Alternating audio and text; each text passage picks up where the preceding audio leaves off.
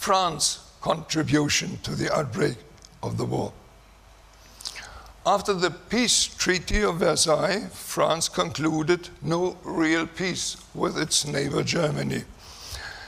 Along with the other victors, it created the already mentioned hotspots, which made the next war almost inevitable.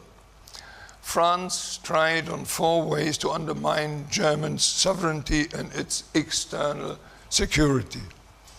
Firstly, the French, in breach of their disarmament obligations under the Versailles Treaty, did not comply with their obligations.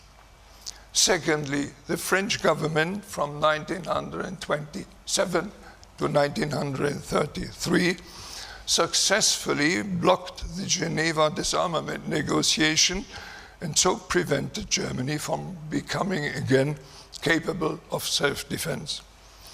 Thirdly, France took advantage of Germany's weakness and on 2 occasions had its troops march into Germany in breach of the sense of the peace treaty. And fourthly, France, within a few years, walled in Germany with a number of military treaties. France succeeded in putting together an alliance whose military strength was superior to Germany's 12-fold in peacetime and roughly 95 times including their reserves. So Hitler and the Reich's armed forces had to orient themselves to this level when determining the level of build-up of the new Wehrmacht in 1935.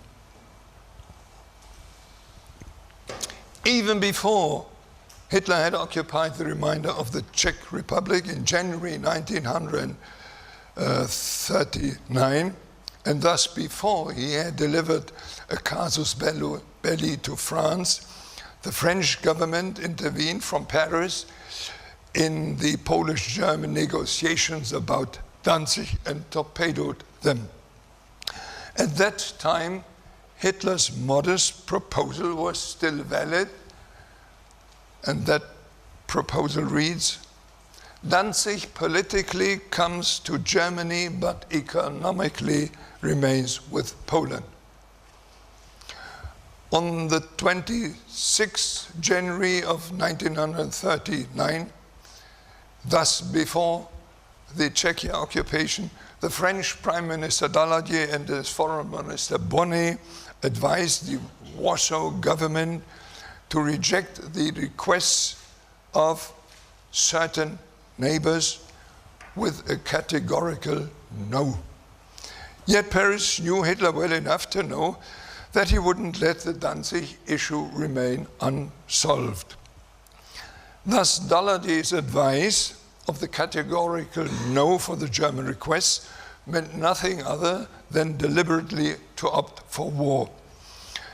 This does not only allow the suspicion, but permits the conclusion that French government, as early as January 1939, had attempted to bait Poland into a war to serve French interests. In May 1939, the French commander-in-chief, General Gamelin, promised the Polish War Minister Kasprzycki that France, together with Poland, would enter into a campaign against Germany.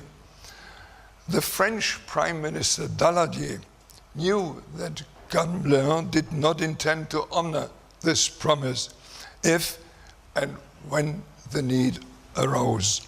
He left the Poles in the false belief that they, together with France, could be victorious against Germany. France hoped, with a minimal effort on its own part, to defeat Germany with the joint forces of an assembled alliance. On 3rd September 1939, France declared war on Germany in the full knowledge that it wouldn't save Poland.